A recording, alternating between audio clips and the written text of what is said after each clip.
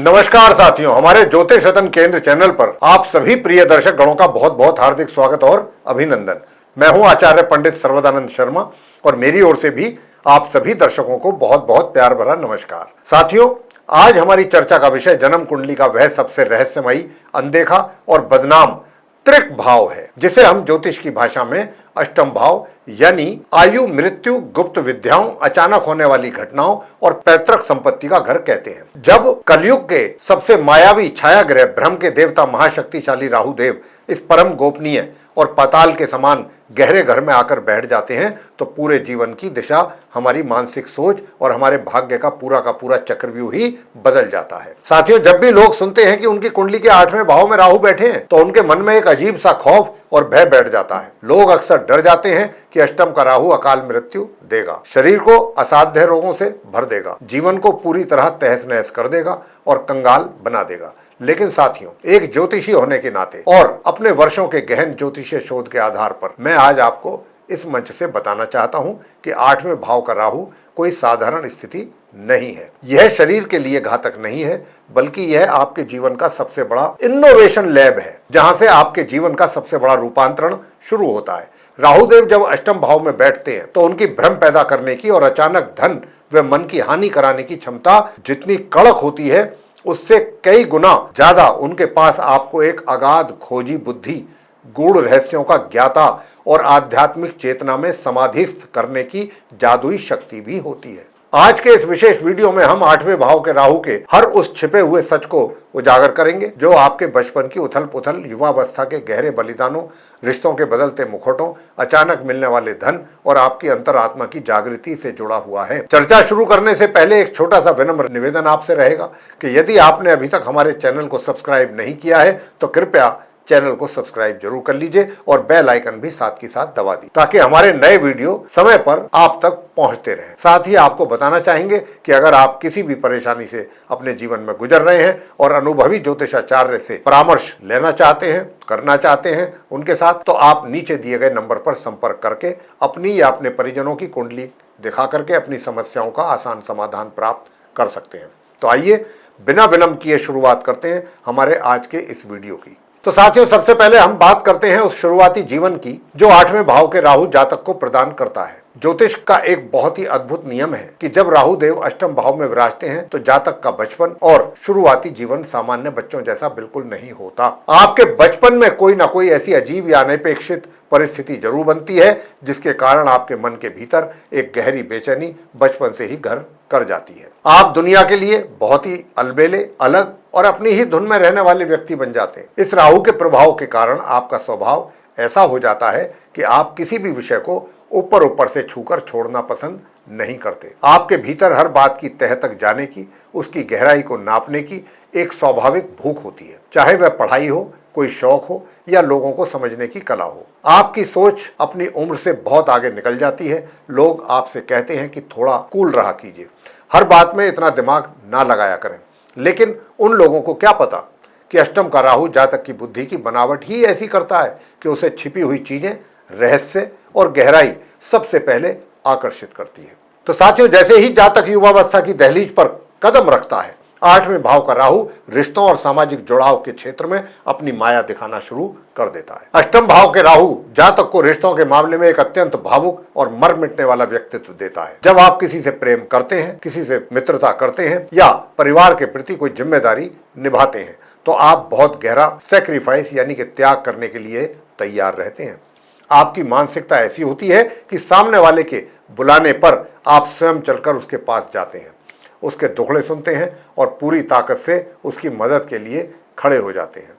लोग आपकी इस अच्छाई का फायदा उठाते हैं, लेकिन राहु की माया देखिए कि शुरुआत में आप सब कुछ देखकर भी मौन रहते हैं। आप मन ही मन सब कुछ महसूस करते हैं, लेकिन अपने स्वाभिमान और रिश्ते की मर्यादा के कारण खुलकर कुछ नहीं बोलते। आप सोचते हैं कि समय आने पर चीजें बदलेंगी, लेकिन राहु देव यहाँ आपके भीतर एक ऐसा वैचारिक अकेलापन पैदा कर देते हैं जहां आप भीड़ में खड़े होकर भी स्वयं को बिल्कुल अकेला महसूस करते हैं, क्योंकि आपके मन के गहरे भावों को समझने वाला कोई दूसरा नहीं होता। साथियों, जीवन के सफर में जब उम्र आगे बढ़ती है, विशेषकर जब जातक 30 या 40 की उम्र पार कर लेता है, तो फिर 8वें भाव का राहु एक बहुत बड़ा और कड़वा धमाका करता है, जिसे हम रिश्तों का रूपांतरण कहते हैं। एक समय ऐसा आता है कि जब वही लोग जिनके लिए आपने अपने जीवन में गहरे बलिदान दिए थे, जब आपको उनकी सबसे ज्यादा जरूरत थी, तो वे पलटकर आपका साथ छोड़ देते हैं। वे आपसे नजरें फेर लेते हैं या आपके खिलाफ ही खड़े हो जाते हैं। जब वे लोग पलटकर आपका साथ नहीं देते, तब आपके भीतर का अष्टम का राहु अपनी पूरी शक्ति के साथ जागृत होता है। आपके सब्र का बांध टूट जाता है और आप खुल करके अपना मन उनके सामने रख देते हैं। आप उनकी आंखों में आंखें डालकर उनकी वो गुप्त बातें, उनकी वो कड़वी सच्चाइयां और उनके छिपे हुए स्वार्थी इरादे उन्हीं के मुंह पर बोल देते हैं कि तुम क्या समझते हो, हम तुम्हें समझते नहीं, हम तुम्हारी सारी असलियत जानते हैं, लेकिन सिर्फ रिश्ते की शर्म कर रहे थे, इसलिए आज तक चुप थे। इस अवस्था में आकर आपके जीवन से सारे झूठे रिश्तों के मुखौटों का उतरना तय हो जाता है।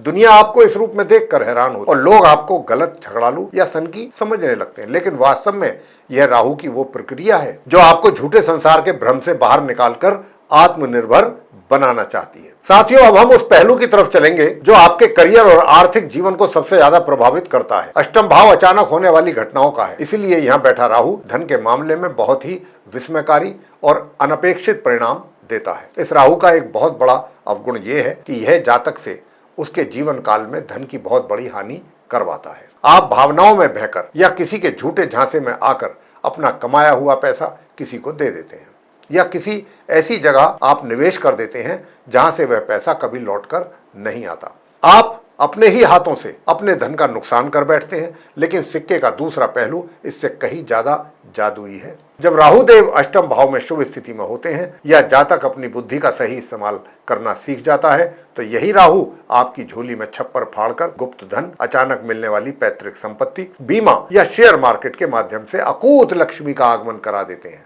राहु यहाँ चुपचाप आपकी पीठ पीछे धन की पोटली लेकर खड़े रहते हैं, बशर्ते आप अपनी भावनाओं पर नियंत्रण रखना सीख जाएं। यहाँ व्यापार और करियर में तरक्की का सबसे बड़ा सूत्र यही है कि आप जो भी कार्य करें उसे गुप्त तरीके से ही करें। अपनी योजनाओं का ढिंडोरा बिल्कुल ना पीटें, पब्लिसिटी ना करें और अपने जन्म स्थान से दूर हटकर या विदेशी माध्यमों से जुड़कर कार्य करें। जब आप सेलेक्टिव होकर और चॉइसेस के आधार पर आगे बढ़ेंगे साथियों, तो यह राहु आपको फर्श से उठाकर अर्श पर बिठा देगा। साथियों, इस पूरे चक्रव्यूह का सबसे सुंदर और आध्यात्मिक सत्य अब आपके सामने रखने जा रहे हैं। 8वें भाव का राहु जातक को केवल सांसारिक ठोकरें नहीं देता, बल्कि उन ठोकरों के माध्यम से आपके भीतर एक विस्मयकारी दिव्य शक्ति को जागृत करता है, जिसे हम अतीन्द्रिय ज्ञान या समाधि की अवस्था कहते हैं। जीवन के थपेड़ों और अपनों के धोखे खाने के बाद अष्टम के राहु वाले जातक का मन इस बाहरी दुनिया से पूरी तरह उचट जाता है।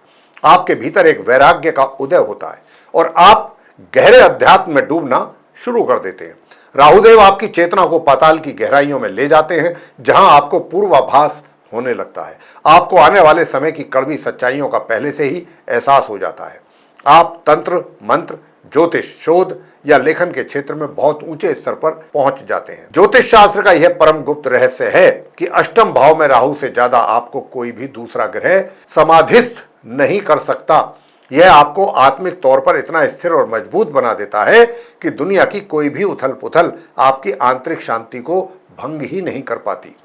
आप स्वयं के लिए जीना सीख जाते हैं और अपनी आत्मा के प्रकाश से आलोकित होते हैं। साथियों, अब हम आपको वो महा उपाय बताने जा रहे हैं जिससे 8वें भाव के राहु का नकारात्मक प्रभाव और जीवन की उथल पुथल पूरी तरह से शांत हो जाएगी। इसे यदि आप पूरी श्रद्धा भाव के साथ अपने जीवन में शामिल करते हैं, तो राहु देव का पापी प्रभाव समाप्त होकर शुभता में बदल जाएगा। साथियों, सबसे जरूरी यह नियम है कि राहु देव आपकी कुंडली में जिस ग्रह की राशि में बैठे हैं, वह आपकी कुंडली में किस स्थिति में है। अगर वह ग्रह आपकी कुंडली में शुभ फल दे रहा है और शुभ स्थिति में है, तो राहु देव बहुत सी स्थितियों में शुभ फल ही देंगे। इस क्रम में जो सबसे पहला उपाय है वह यह है कि अष्टम भाव के राहु को नियंत्रित करने के लिए आपको प्रतिदिन नियम से सफेद चंदन का तिलक लगाना चाहिए, क्योंकि राहु यहाँ बैठकर बुद्धि को भी प्रभावित करता है। इसीलिए तीसरे उपाय के रूप में आपको दुर्गा सप्तशती माता का पाठ करना चाहिए नियमित रूप से, क्योंकि राहु यहाँ बैठकर आपकी गहरी बुद्धि और चेतना को भी प्रभावित करता है। इसीलिए तीसरे उपाय के रूप में आपको बुधवार के दिन ज्ञान की देवी मां सरस्वती की आराधना अवश्य करनी चाहिए और बुधवार के दिन ही गरीब बच्चों या विद्यार्थियों को पढ़ाई की सामग्री जैसे पेन, कॉपियां, पेंसिल या पुस्तकें दान करनी चाहिए।